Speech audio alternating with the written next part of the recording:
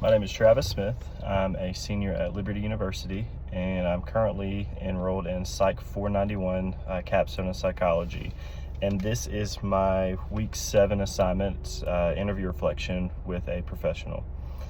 Earlier this week, I got to sit down with a local professional and done an interview with her. Her name is Andrea Hilton. She's currently in school right now pursuing her master's degree in speech language pathology. But she does have degrees in psychology, specifically her bachelor's in psychology and communication disorders. Currently, she has 3 jobs. She's a child care educational assistant at a local YWCA.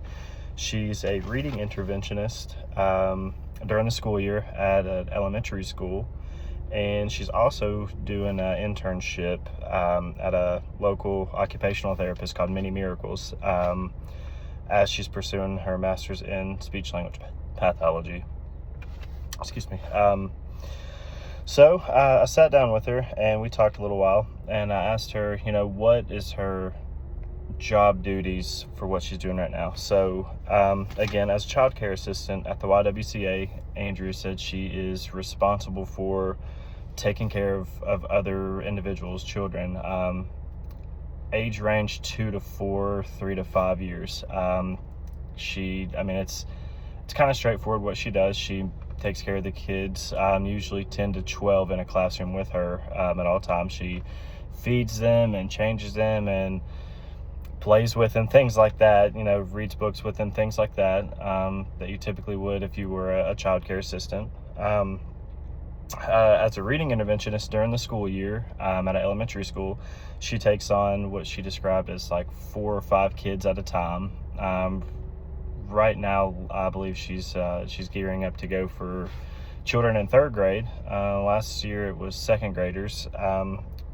Her responsibilities with that is helping these kids for 30 minutes to an hour at a time.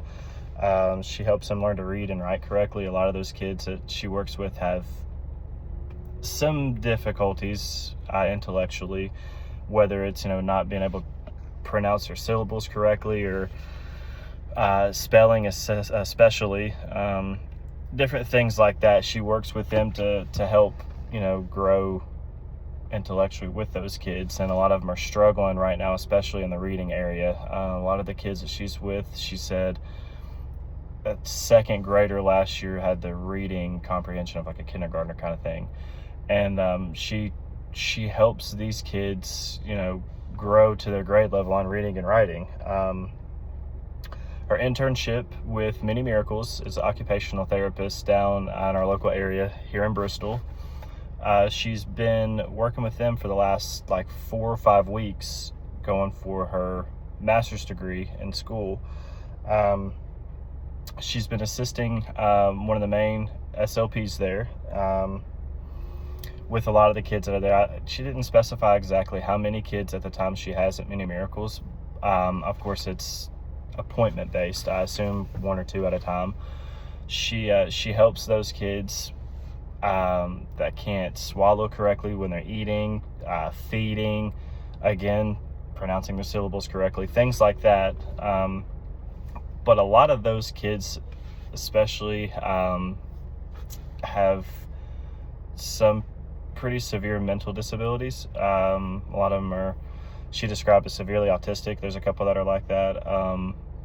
And that's one of the things that when she first started this SLP journey, she really wanted to work with kids that had disabilities such as autism, things like that. She described herself as being insanely loving for kids who have autism, things like that, because she just adores helping them.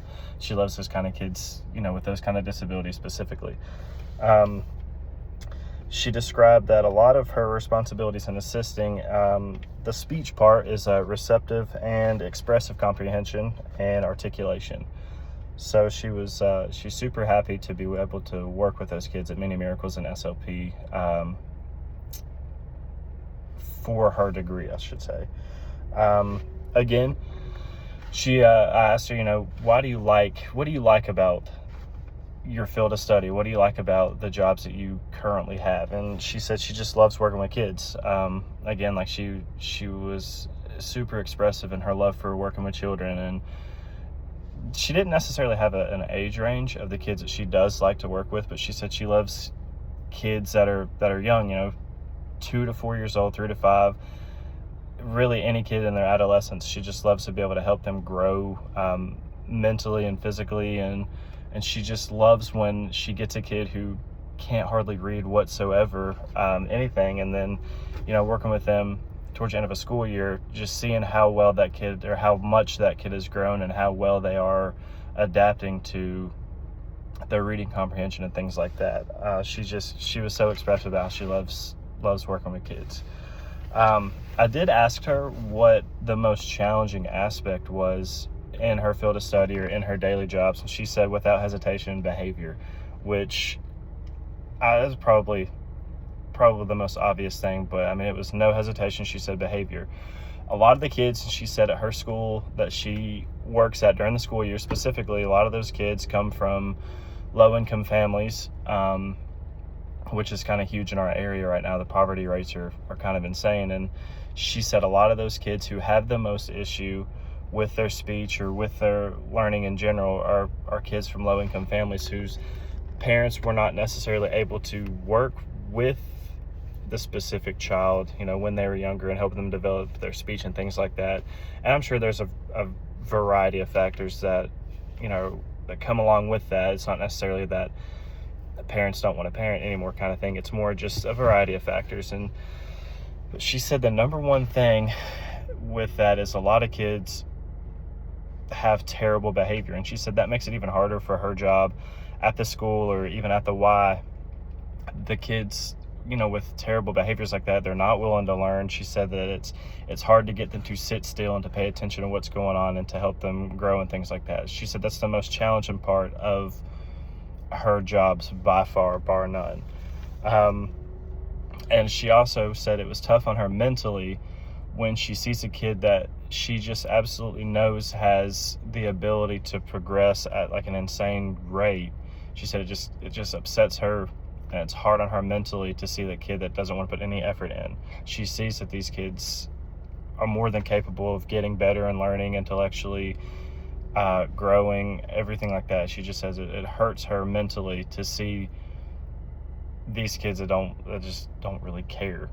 And she said a lot of those kids, their home life especially, she said it's really hard seeing a kid that's got just a terrible home life, because she kind of, I guess, is a little on the fence about it, but she says she feels like she can't help at all these kids have a better home life and to grow mentally and things like that. So she said that was definitely one of the most challenging aspects of her job by far. I asked her, what are you doing to help grow in the industry? And she said training. Her training courses through school, her job every day. She definitely has her foot in the water in an SLP with Many Miracles Occupational Therapist, but she said she's growing in the industry by her training and just living every day, literally working in the field of SLP with her internship right now. She's also going to continue growing in the industry by continuing her pursuit for her master's degree in SLP. She is in graduate school right now. She said she's got maybe about a year left before she's completely done, so she's very excited about that. And she said that the one big thing she recommends for anybody who wants to go in the field of study, like a speech language pathologist or childhood interventionist, things like that, she said the number one thing she can recommend is, before having your heart set on pursuing a degree like that, is to get in contact with an SLP, talk with them, ask questions, what's the most challenging, what's the most rewarding, different things like that. She said that she wished when she first started she would have gotten more insight on how, what the challenges were like in this, but she said, as she's went through her schooling, she said that she's more than happy to be able to continue her journey in getting an SLP degree, and she said she would never want to do anything else. But the one thing she could recommend was sit down with an SLP and really ask questions and gain some insight on working with children in general and communication and disorders and things like that. So she said that's the best way to really get your feet wet. So it was nice talking with her for sure. She's a very close family friend to me, actually, so that made it a little bit better on a more personal level. So it was nice getting to sit with her and ask her these questions, and hopefully anybody that is pursuing, you know, a degree in SLP or wanting to work with children with communication issues, I mean, hopefully this can help them and maybe help them, you know, read more into what they're getting themselves into, kind of thing, and a lot of the pros and the cons that come with it. So thank you.